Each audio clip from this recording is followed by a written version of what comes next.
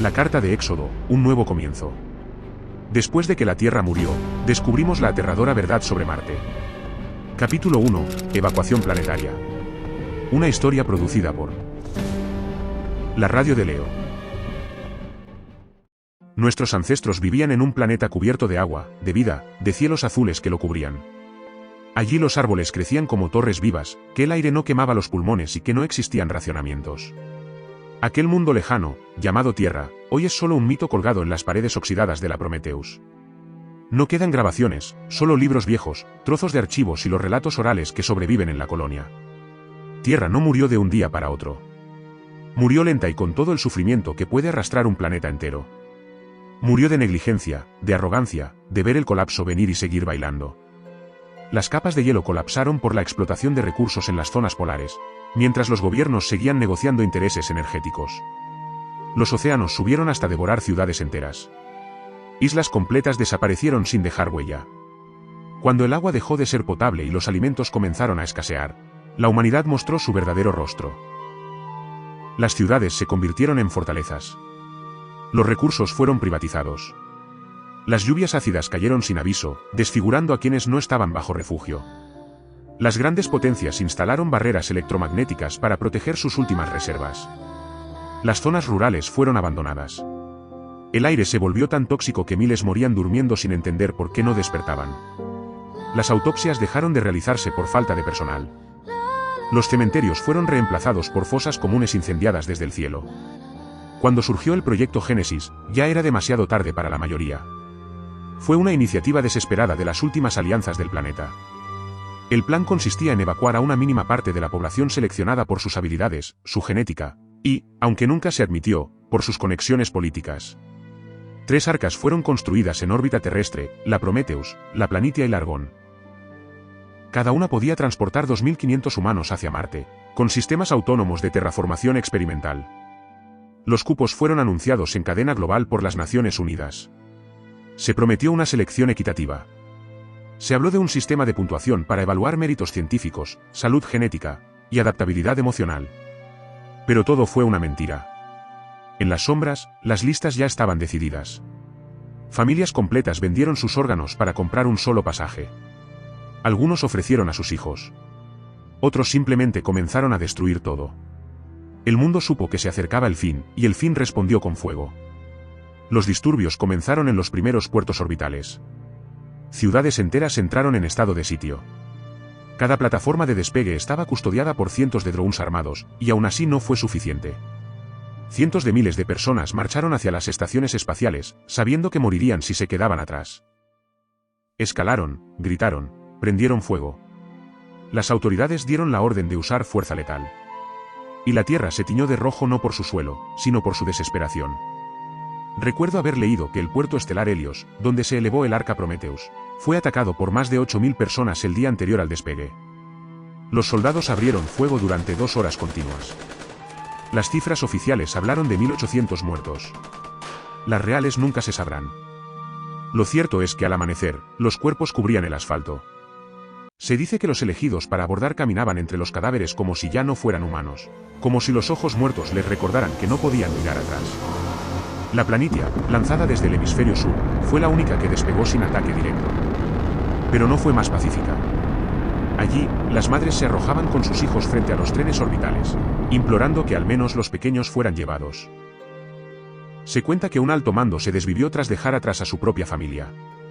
Nadie quería abordar realmente. No era una salvación. Era un sacrificio, una lotería que nadie pidió. La Argón despegó desde el Ecuador. A su alrededor, los disturbios fueron tan grandes que los lanzadores automáticos se activaron antes de tiempo. Decenas de personas murieron carbonizadas por las llamaradas del motor. Aún así, la nave partió. Los archivos de abordaje fueron destruidos para evitar represalias. Cada arca era un microcosmos. Y cada una partió con el eco de millones de gritos desde la superficie. Durante el trayecto, las arcas no se comunicaban entre sí. Las tormentas solares y la radiación dañaron parte del sistema de comunicaciones. Algunos creen que fue una orden directa, que cada grupo sobreviviera por separado, sin recuerdos del otro. La Prometheus fue la primera en llegar a Marte. La Planitia se desvió al hemisferio norte, debido a un fallo en su trayectoria programada y jamás volvimos a saber de ella. La Argón desapareció en la entrada marciana. Dicen que estalló en la alta atmósfera al fallar parte de su escudo térmico. Nadie ha encontrado sus restos. Nadie ha querido buscar. En el interior de la Prometheus, el viaje fue un suplicio. Se reportaron cuadros psicóticos cuando cayeron en cuenta que jamás regresarían a su hogar tierra. Otros no pudieron por la presión psicológica de abandonar sus familias. Unos otros optaron por arrojarse al vacío encerrándose en las cámaras de descompresión. La locura había entrado a bordo mucho antes del descenso. Marte no recibió a los humanos con brazos abiertos. Era un cementerio de polvo y silencio. El aterrizaje de la Prometheus fue más una caída que una llegada. Los escudos térmicos se rompieron durante la entrada. Una tormenta de polvo cegó los sensores. Cuando la Prometheus impactó con el suelo marciano, destrozó los compartimentos frontales. Solo sobrevivió el núcleo central, y el pánico de los supervivientes estalló al ver a cuerpos carbonizados de sus camaradas tras el impacto, los mismos con los cuales habían compartido la esperanza de sobrevivir en su nuevo hogar. Se calcula que solo sobrevivió 439 colonos, de los 2.500 que habían inicialmente. Un hongo de polvo rojo se alzó durante horas, algunos estaban atrapados.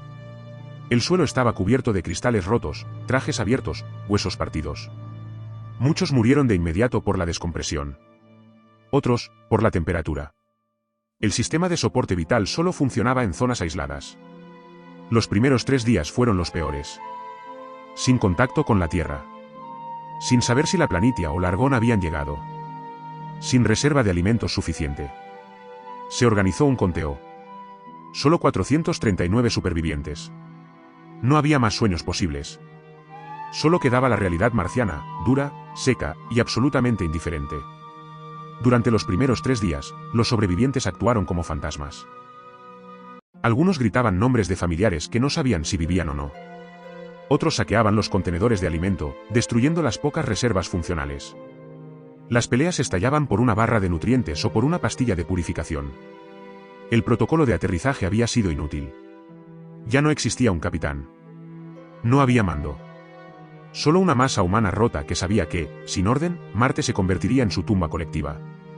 El humo aún salía de los restos de la Prometheus cuando Elian Marrec, con un brazo fracturado y medio rostro cubierto de sangre seca, regresó arrastrando lo que quedaba de una de las unidades de energía. Mientras otros sobrevivientes lloraban, gritaban o cavaban con desesperación por encontrar cuerpos entre los escombros, él se dirigió al módulo de comando principal, o lo que quedaba de él, una sección torcida y carbonizada, con la mitad del techo colapsado. Allí, entre chispazos y cables colgando, aún palpitaba un núcleo auxiliar de datos. Aquel corazón digital no se había rendido. Y guardaba secretos que cambiarían todo. No fue fácil acceder al sistema. Usó una interfaz de emergencia, una terminal portátil que había recuperado de un compartimiento de herramientas. El protocolo de seguridad estaba parcialmente corrupto, pero tras varias horas de trabajo, logró extraer un archivo que no figuraba en la lista principal del programa de terraformación. El archivo tenía un nombre que lo inquietó, Exodus-Core 0.1. Al abrirlo, apareció ante sus ojos una serie de directrices no mencionadas en los entrenamientos previos. No era un manual técnico. Era una doctrina. La carta de Éxodo no había sido escrita por los sobrevivientes. Ya existía. Había sido implantada en el núcleo de colonización del Prometheus desde su concepción. Estaba diseñada como un sistema de contingencia para escenarios de colonización hostil y pérdida de contacto con la Tierra. Su lenguaje era quirúrgico, pero profundamente autoritario. Entre las primeras líneas, ordenaba el establecimiento de un régimen jerárquico basado en eficiencia productiva, prohibía el almacenamiento individual de recursos y establecía sanciones extremas para cualquier forma de sabotaje, insubordinación o uso innecesario de energía. Una de las cláusulas más destacadas exigía que toda colonia sobreviviente debe ejecutar el protocolo Sidonia antes del 7º ciclo marciano. Este protocolo obligaba a los colonos a encontrar, mapear y explorar una zona geológica específica denominada las Cuevas de Sidonia, advirtiendo que su exploración antes del tiempo establecido podría ser altamente perjudicial para la integridad del asentamiento. Elian convocó una reunión de emergencia. Aquel grupo de apenas 439 sobrevivientes, cubiertos de heridas, hambre y miedo, se reunió en un círculo entre las ruinas calcinadas de la Prometheus. Marrec no les habló de democracia ni esperanza. Les leyó el archivo línea por línea. Les explicó que no era una elección, sino supervivencia. Y, si querían sobrevivir, tenían que seguir la carta. No sabían quién la escribió. Pero era clara. Era brutal. Y era su única guía en aquel planeta muerto. Se estableció un plan de acción en 3 fases. La primera, reorganizar la colonia. Usar los restos de la nave para construir refugios modulares, activar los recolectores de humedad y reiniciar los módulos agrícolas. La segunda, asignar tareas según especialización, bajo un sistema de rotación supervisada. La tercera, formar un grupo de reconocimiento geológico que iniciara la búsqueda de las cuevas de Sidonia, registradas en mapas antiguos de exploración orbital como una cadena de cavidades subterráneas en la región este de Utopia Planitia. Los más antiguos entre ellos recordaban que Sidonia era también el nombre de una región donde se había fotografiado una formación rocosa con forma de rostro humanoide en misiones no tripuladas desde la Tierra. Tal parece que, en los mapeos satelitales de Marte décadas atrás, se hizo un descubrimiento geológico en Utopia Planitia, sus cuevas. En Marte no había dioses. Solo piedra, vacío y silencio. Aún así, el nombre provocaba escalofríos. Como si el archivo supiera algo que ellos no. Como si el nombre hubiese sido elegido para encerrar un mensaje oculto. Pasaron semanas levantando los refugios. Los heridos más graves murieron. Los que resistieron, trabajaban sin descanso, bajo tormentas de polvo y temperaturas extremas. Nadie cuestionaba la carta. Se convirtió en la ley absoluta. Cada mañana, Elian leía un fragmento desde una consola amplificada. Cada párrafo era como un cuchillo que recordaba que la Tierra ya no existía, y que su deber era resistir. Las sanciones también comenzaron. 2 técnicos que intentaron esconder una caja de pastillas fueron condenados al exilio sin juicio. El protocolo Sidonia no solo era exploración. También era castigo. Fue así que pasaron varios meses marcianos desde el impacto. No fue fácil sobrevivir, pero lo logramos. Contra todo pronóstico, establecimos una colonia estable, aunque pequeña. Las primeras semanas fueron un infierno, hambre, heridas, miedo. Pero ahora, por primera vez, la desesperación ha retrocedido. La producción de alimento sintético y algas cultivadas en laboratorios presurizados estabilizó las raciones. Nadie se da un festín, claro, pero ya no nos acostamos escuchando los estómagos ajenos crujir. La Prometheus, nuestra nave estrellada, ya no es una tumba oxidada. Fue parcialmente rehabilitada gracias al trabajo de los ingenieros y técnicos restantes. Lograron reactivar parte del sistema energético interno y restaurar algunas áreas de habitabilidad. Hoy, funciona como zona de mando, centro de monitoreo de la colonia emergente y sala médica improvisada. Sus pasillos aún huelen a metal quemado, pero están funcionales. Nos refugiamos allí durante las tormentas de arena y almacenamos en sus cámaras lo poco que Marte nos ha dejado producir. La colonia creció a su alrededor. Como si la Prometheus fuera una semilla y nosotros el brote. Los domos modulares, ensamblados con piezas de emergencia, se expandieron en forma de anillos concéntricos. Primero fueron tiendas de campaña. Luego, estructuras firmes hechas con polímeros marcianos mezclados con resina terrestre. La vista desde las torres de vigilancia recuerda a un pequeño corazón latiendo en medio del desierto rojo. Es frágil, pero es lo único que tenemos. Soy Kyle Barn. Y fui seleccionado para integrar el equipo de reconocimiento de terreno. No por mis méritos, sino porque mi cuerpo resistió al accidente de la Prometheus. No tuve lesiones severas tras el impacto y pasé los exámenes físicos sin fallas. Tengo experiencia como topógrafo, entrenado en geología de entornos extremos. El custodio del Éxodo, como llaman ahora a Elian Marrec, dijo que cada metro de la región de Sidonia y sus cuevas debían ser cartografiados. Que la supervivencia futura dependía del conocimiento actual. Nuestro equipo está formado por 6 personas. Somos llamados los rastreadores. 4 hombres y 2 mujeres. Todos con distintas especialidades, cartografía, bioquímica, sensores de terreno, comunicaciones y extracción minera. Llevamos trajes reforzados, drones atmosféricos, analizadores de suelo, y una cápsula de emergencia. Nuestra tarea, reconocer las regiones cercanas a Sidonia, pero no penetrar aún las cuevas. Solo registrar. Obedecer la carta de Éxodo, y sus instrucciones. Nos tomó un día completo salir hacia Sidonia. Llevábamos mochilas con oxígeno, raciones deshidratadas y bengalas de plasma, porque nadie sabía qué nos esperaba esta vez. Elian Marrec, como siempre, no dijo mucho. Solo entregó un mapa digital actualizado con las coordenadas de entrada y nos deseó suerte sin mirarnos directamente. Avanzamos a pie. Marte parecía distinto. Como si algo invisible hubiese cambiado en el aire, en el polvo. Todo estaba en silencio. Ni siquiera el viento nos acompañaba esta vez. A unas 6 horas de camino, vimos lo primero, una roca esférica, perfectamente lisa, del tamaño de una cabeza humana. Parecía pulida. Casi parecía puesta a propósito en medio del camino. Luego encontramos más, pero no iguales, algunas eran cúbicas, otras tenían bordes fractales, como si alguien las hubiese diseñado matemáticamente. Esto no es natural, murmuró uno de los rastreadores. Nadie respondió. Solo seguimos caminando, cada vez más alerta. Una hora después, al borde de una pequeña planicie, encontramos algo que no sabíamos cómo clasificar. Eran piedras, sí, pero con formas simétricas incrustadas. Algunas parecían costillas fosilizadas. Otras, cráneos erosionados. Pero todo estaba cubierto de una pátina de óxido rojo. Si eran fósiles, no teníamos manera de comprobarlo allí. Aún así, tomamos muestras. El suelo comenzaba a cambiar. La textura era distinta, como si camináramos sobre una costra seca. Cráteres diminutos se abrían a nuestro paso, dejando escapar vapores blanquecinos que se esfumaban en segundos. Las brújulas empezaron a volverse erráticas. Nada lo suficientemente grave como para perder el rumbo, pero sí lo bastante extraño como para preocuparnos. La entrada a Sidonia apareció justo cuando el sol empezaba a bajar por el horizonte. Una abertura geológica se imponía ante nosotros, colosal, con una aura tan antigua que nuestra existencia no tuvo que presenciar. No pertenecíamos a este planeta. Las cuevas se repartían en la superficie como agujeros que no obedecían a una formación natural. Casi parecían haber sido diseñadas para algún tipo de propósito.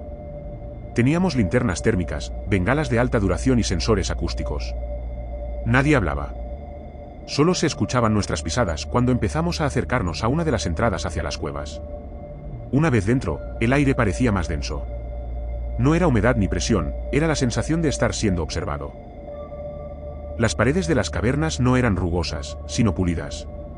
Algunas tenían patrones que se repetían cada ciertos metros, líneas paralelas, símbolos geométricos, espirales. Nadie los había tallado recientemente. Estaban incrustados en la piedra misma. Decidimos no adentrarnos demasiado.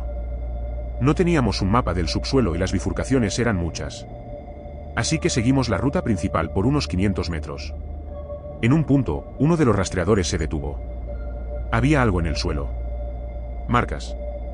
No eran recientes, pero tampoco tan antiguas como para haber desaparecido. Huellas. 3 dedos largos. Profundas. Como si algo enorme hubiese caminado ahí hace siglos. Nos detuvimos. Las huellas continuaban unos metros más y luego se desvanecían. No es un animal, dijo uno de los rastreadores. Eso no se arrastra. Camina erguido. Nadie supo qué responder. En Marte no hay vida. Nunca la hubo. ¿O sí? Alrededor de los 800 metros, uno del grupo, Karim, se adelantó por un túnel lateral con su linterna. Hay algo aquí, dijo por radio. Fuimos tras él. Estaba agachado frente a una formación en el suelo. Al principio no entendimos lo que miraba. Pero cuando nos acercamos, lo vimos. Una formación circular. Integrado a la roca, pero claramente artificial. Medía poco más de 1 metro de diámetro y tenía una textura pulida, sin óxido, como si acabara de ser sellado. Se asemeja a la puerta de entrada a un búnker subterráneo, dijo Karim. ¿Qué hacía esto en Marte? ¿Quiénes o qué entidades la construyeron? Y la pregunta principal. ¿De qué se escondían? A simple vista, era una compuerta común. No tenía bisagras. No tenía mecanismo visible. Pero estaba ahí, empotrado en el suelo, esperando. Debemos informar a Elian Marek, dije con seriedad. Este hallazgo cambiaba radicalmente todo lo que sabíamos acerca de este planeta. El subsuelo de Marte escondía secretos, y estábamos muy cerca de descubrir la verdad. Fue así como ascendimos a la superficie. Regresamos a la colonia al anochecer, cubiertos de polvo y preguntas. Nadie hablaba en voz alta. Las imágenes del círculo metálico seguían en mi mente como un zumbido incesante. Las paredes talladas, las huellas en el suelo, el silencio seco de las cuevas, todo eso se había pegado a nuestra piel. En cuanto cruzamos los domos exteriores y nos recibieron los guardias, pedimos audiencia inmediata con Elian Marek. No era habitual. Pero esto no era habitual. Fuimos conducidos al centro de mando, en lo que alguna vez fue la sala de control secundaria del Prometheus. El lugar aún olía a cable quemado y metal viejo. Marek estaba allí, inclinado sobre una mesa con los planos de la colonia y los escaneos topográficos de la región de Sidonia. Cuando abrí la boca para decir encontramos ni siquiera alcancé a terminar. Elian alzó la vista y dijo con frialdad, ¿encontraron la entrada al búnker? La sala se volvió hielo. Nadie supo cómo reaccionar. Nos miramos entre todos, esperando una explicación. Pero Marek volvió a bajar la mirada a sus planos como si acabara de confirmar una suposición matemática. ¿Cómo lo sabes?, preguntó Aran, uno de los rastreadores más jóvenes. Marek levantó la vista una vez más, esta vez con un leve temblor en la mandíbula. No importa, dijo.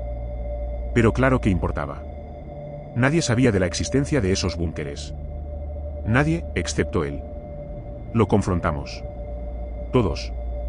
Queríamos respuestas. Habíamos arriesgado la vida en esas cuevas. Le hablamos del metal, del círculo, de las huellas en la tierra. Le exigimos saber qué estaba pasando. Fue entonces cuando Marek, por primera vez, pareció dudar. Miró a sus lados, cerró la compuerta de la sala, y murmuró que había una sección de la carta de Éxodo a la que solo los custodios podían acceder. Un protocolo sellado llamado Evacuación ante posible depredación. Según ese segmento, la misión de las 3 arcas no era solo colonizar Marte, sino encontrar 7 entradas. 7 búnkeres. Sellados, dispersos en la región de Sidonia, y diseñados para algo más que refugio. La carta advertía de un evento cíclico al final del primer gran ciclo marciano. Una alteración ambiental. O algo peor. Pero lo que alarmó a todos fue la instrucción principal, antes del cierre del ciclo. La humanidad debe estar bajo tierra. ¿Bajo tierra? ¿Por qué? ¿Qué había en Marte que obligaba a esconderse? Las respuestas eran vagas. Aparentemente, ni siquiera los redactores originales del protocolo sabían con certeza qué ocurriría. Solo que las antiguas sondas enviadas siglos atrás registraron datos. Datos que jamás se hicieron públicos. Marte había sido catalogado como un posible segundo hogar ante un posible peligro de extinción de la raza humana. Sin embargo, habían descubierto que este tenía sus propios peligros. La humanidad nunca supo cuáles eran, hasta ahora. Todo apuntaba a un punto, Sidonia. Marek había ocultado esta información por miedo. Temía que la colonia, aún débil, se viniera abajo si sabían que vivían sobre un reloj que contaba hacia una catástrofe. Pero ahora el tiempo había acabado. El sistema de cómputo marciano, rústico pero preciso, marcaba 48 horas para el cierre del ciclo marciano. Eso era todo lo que teníamos. Se activó una alerta en todo el asentamiento. Evacuación total. No teníamos vehículos de gran alcance. Solo módulos rodantes lentos, cápsulas de carga y trajes de caminata reforzados. En menos de media hora, toda la colonia se convirtió en una caravana desesperada. Equipos cargaban tanques de oxígeno, semillas, datos, muestras biológicas. Los niños eran llevados dentro de cajas presurizadas. Algunos ancianos se negaron a ir. Marek ordenó que fueran sedados y transportados por la fuerza. No hubo despedidas. Solo órdenes y temblores. El cielo estaba extrañamente oscuro, como si una tormenta de polvo se formara sin previo aviso. La marcha hacia Sidonia comenzó, lenta, con más de 100 personas arrastrando esperanza sobre la piel del planeta. Los domos quedaban atrás, la Prometheus también. Sabíamos que no regresaríamos. La caminata fue silenciosa. La arena parecía moverse debajo de nuestros pies como si Marte respirara con dificultad. Algunos comenzaron a ver figuras entre las dunas, monolitos rectangulares, obeliscos que antes no habíamos observado, marcas geométricas en la superficie. Pero no teníamos tiempo de detenernos. Ya casi llegando a las formaciones cavernosas, la colonia ingresó. Llegamos a la cueva justo cuando el cielo se volvió naranja oscuro. El viento era constante, como si soplara desde el fondo del planeta. El círculo metálico seguía allí, intacto. A su alrededor, la roca temblaba ligeramente. Entonces Elian se acercó. Llevaba algo en la mano, una pequeña esfera, como una llave impresa en metal antiguo. La carta decía que este era el token de entrada, murmuró. Encajó la esfera en una hendidura que nosotros no habíamos notado, y el círculo emitió un sonido sordo, como si el metal respirara. Las compuertas del búnker se abrieron hacia adentro con un chirrido áspero. Un aliento frío nos golpeó desde lo profundo. No era aire marciano. Era seco, viejo, contenido durante siglos. Uno a uno, comenzamos a bajar. No había luz más que nuestras linternas. Los pasillos estaban limpios, con paredes metálicas oscuras. Algunos paneles se encendieron débilmente al detectar movimiento. El búnker tenía más de 5 niveles. Cámaras de almacenamiento, módulos de cultivo abandonados, salas de datos aún cerradas. Había literas, oxígeno reciclado, un sistema antiguo, como de los años 80. Desde hacía muchas décadas se estaba planeando todo esto, pensé. Los gobiernos hicieron sus programas secretos de abandono planetario, construyeron sus bases en Marte. Nos hicieron creer que nuestra tecnología no nos permitía aún dar el salto hacia otro mundo. Pero ya estuvieron aquí, desde hacía muchas décadas. La colonia bajó entera. Cerramos la escotilla tras nosotros. Fuera, la tormenta de polvo se convirtió en oscuridad total. El cielo rugió. No como un trueno, sino como un gemido antiguo, prolongado, que nos llegó a través del suelo, del metal, de los huesos. Nadie podía explicar qué era. Pero todos lo sentimos. El ciclo marciano había terminado. El búnker tembló ligeramente. Algunos niños lloraron. Marek se mantuvo de pie frente al monitor central. Dijo una sola frase: hemos cumplido el protocolo. Y luego, silencio. Las pantallas comenzaron a activarse una por una. Mensajes gubernamentales con imágenes de un programa de evacuación. Un logotipo de la bandera de Estados Unidos. Rusia y China con un águila en el centro y el planeta Marte acompañado en segundo plano. Muy diferente a algo que haya visto antes. Lo más inquietante fue una transmisión que llevaba décadas almacenada. Se activó sola al cerrarse las compuertas. Su encabezado era simple: Búnker 1 activado. Esperando respuesta de Búnkeres 2-7. Y debajo, una línea de texto. Contención primaria no garantizada. No sabíamos qué significaba contención. Ni por qué la activación de un solo búnker era suficiente para iniciar ese mensaje. Pero todos sabíamos que no era un error. Era un aviso. El planeta había sido preparado antes. Solo para escondernos. Las luces parpadearon una vez más dentro del búnker. El silencio era tan denso que podía sentirse sobre la piel, como si todo el aire del lugar contuviera el aliento. Fue entonces cuando, desde una de las paredes del nivel central, una de las antiguas pantallas de comunicación se encendió. El monitor, corroído por los años y parcialmente cubierto por polvo seco, mostraba una barra de carga. Nadie habló. Nadie respiró. Cuando el vídeo comenzó, la imagen se reveló lenta y borrosamente. Un hombre de rostro serio, cabello perfectamente peinado y traje negro se encontraba de pie frente a una mesa de metal, como en el inicio de una declaración oficial. El fondo era oscuro, salvo por 3 banderas que colgaban con rigidez militar, la de la Unión Norteamericana, la Confederación Oriental y el Pacto Europeo. Aquello era más que una simple grabación. Era una declaración de gobierno. El hombre abrió una carpeta de documentos, respiró hondo y fijó la mirada directamente a la cámara. La frialdad de sus ojos helaba más que el aire viciado del búnker. Su voz era profunda, templada, sin intención de consolar. Comandantes de las Arcas, si están viendo esto, significa que han activado uno de los 7 refugios marcianos construidos para evitar el ciclo de depredación primaria. Mi nombre es Harold DeVos, coordinador internacional de defensa planetaria durante el último ciclo de colonización terrestre. Este mensaje no está diseñado para motivarte. Está diseñado para informarte, con frialdad y urgencia, de la realidad de Marte. Tomó un segundo para pasar la página y continuó. Durante los primeros intentos de exploración del planeta Marte, las sondas enviadas desde la Tierra reportaban un terreno hostil, frío, muerto. Pero conforme la tecnología de escaneo avanzó, y conforme se autorizó el ingreso de sondas de profundidad, comenzaron a emerger patrones no naturales bajo la superficie. El hombre se inclinó ligeramente hacia la cámara, como si lo que fuera a decir necesitara una cercanía incómoda. Encontramos estructuras. Obeliscos, monolitos tallados en patrones no aleatorios. Trazos que indicaban geometrías talladas por algún tipo de ser inteligente. En una planicie a 200 kilómetros al este de Sidonia, se hallaron vestigios de lo que fue, sin lugar a dudas, una civilización. Pero los restos eran incompletos. Había daños de impacto, cuerpos fosilizados en posturas de escape, construcciones en ruinas, signos innegables de extinción. No murieron por plagas, ni por colapsos naturales. Fueron cazados. Los registros de los satélites orbitales mostraban registros de huellas en la superficie. Se tomaron fotografías y muestras del suelo. Mismas que fueron recibidas por la Tierra en servidores secretos de defensa planetaria del proyecto Génesis. Dichas muestras revelaron huellas que pertenecieron a algún tipo de entidad hostil con 3 dedos alargados. Por la profundidad de la misma, y teniendo en cuenta la baja gravedad de Marte, se estima que dicho ser pudo haber tenido el peso de alrededor 65 kilos. Aquel hombre hizo una pausa, se acomodó los anteojos. Recordé haber visto una huella similar cuando encontramos la entrada al búnker. En ese momento, la sala del búnker se había vuelto una sola respiración contenida. Nadie se movía. Nadie quería saber lo que vendría después, pero el vídeo continuó. Durante las excavaciones realizadas en las cuevas de Sidonia, nuestros equipos encontraron registros tallados que sugerían una advertencia. No un accidente, no una historia. Una advertencia temporal. Cada cierto número de ciclos, ellos salen a cazar. Las entidades responsables de la extinción de la antigua civilización marciana no están muertas. No desaparecieron.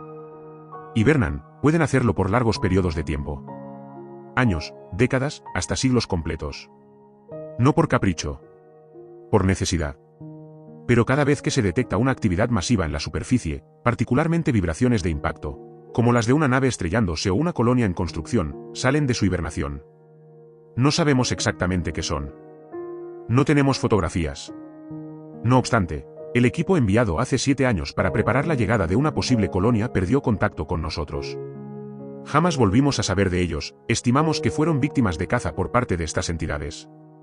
En la pantalla, Harold Devos cierra el documento y deja sus manos sobre la mesa. El silencio es largo. Inquietante. Finalmente, dice: en la carta de Éxodo están las instrucciones de contingencia ante posible contacto con entidades hostiles. Sigan las reglas por el bien de la supervivencia de la raza humana.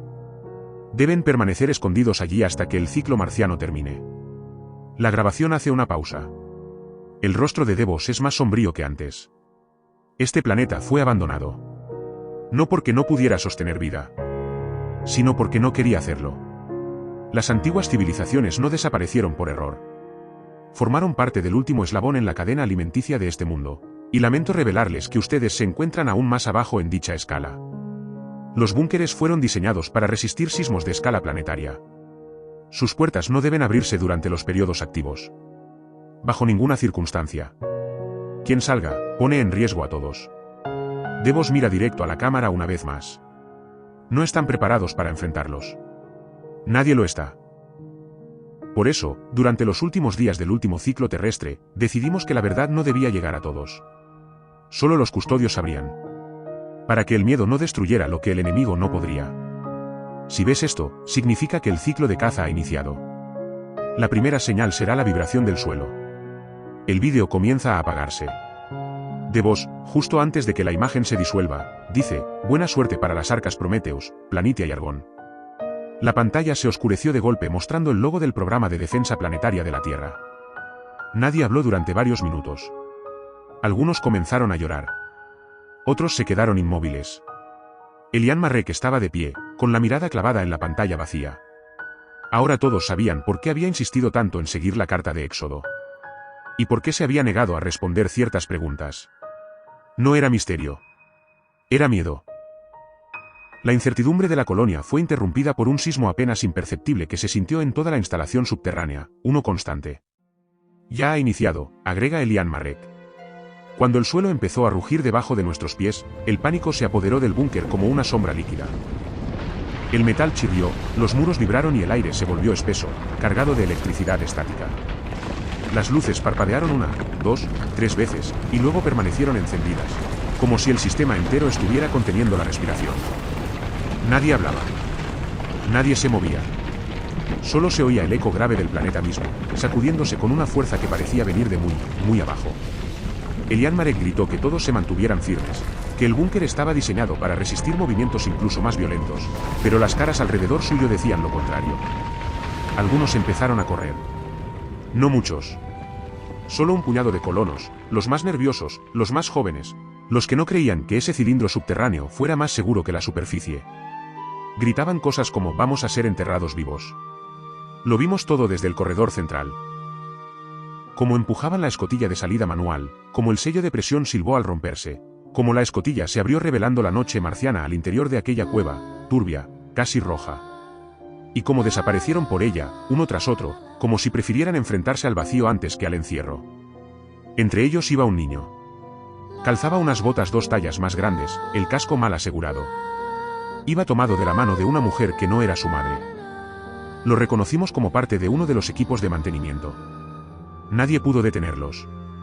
La compuerta se cerró sola, empujada por la presión del cierre, dejando un silencio espeso y una pregunta sin respuesta suspendida en el aire. El temblor se detuvo. Tan abrupto como había comenzado. Como si algo allá abajo hubiese decidido que ya era suficiente. Un suspiro colectivo recorrió los túneles del búnker, pero nadie celebró. No todavía. Porque justo después, apenas unos minutos después de ese extraño cese de movimiento, los gritos de los que habían escapado a la superficie comenzaron. Primero una voz. alta, crispada, rasgando el aire. Hay unas cosas acercándose, no sé qué son, Abraham, por favor. Le siguieron otras. Voces superpuestas, gritos entrecortados, palabras atropelladas por el miedo. ¿Qué son esas cosas? Sus cuerpos no tienen forma. Dios mío, no tienen cara. No. No se puede ver, no se puede entender, su forma, es imposible. Elian Marek corrió hacia la consola de la escotilla. Sus manos temblaban mientras revisaba el panel de presión. Había 10 personas afuera. A unos metros. Tal vez menos. Algunos estaban justo al lado de la compuerta.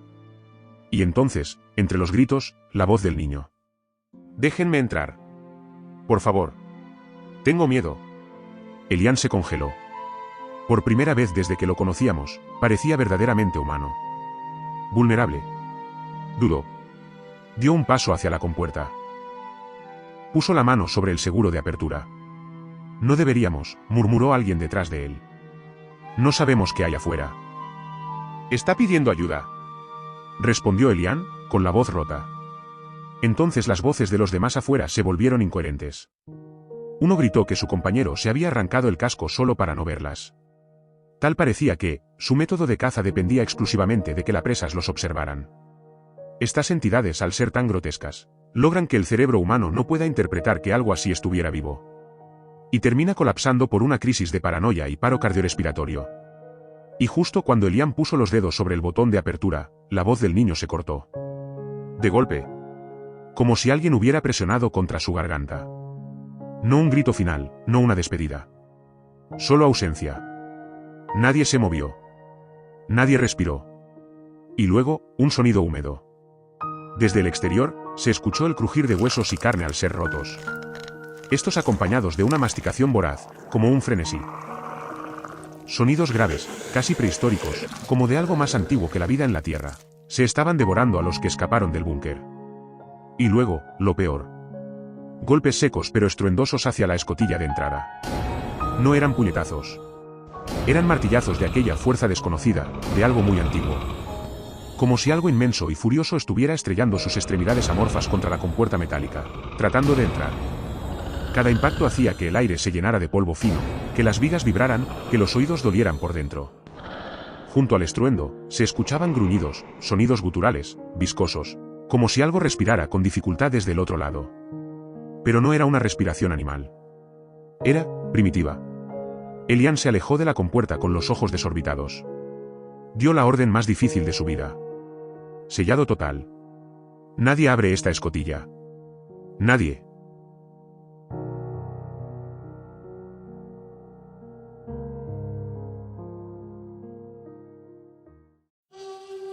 Próximamente. Capítulo 2. Ecos carnívoros del pasado. Una historia producida por La Radio de Leo.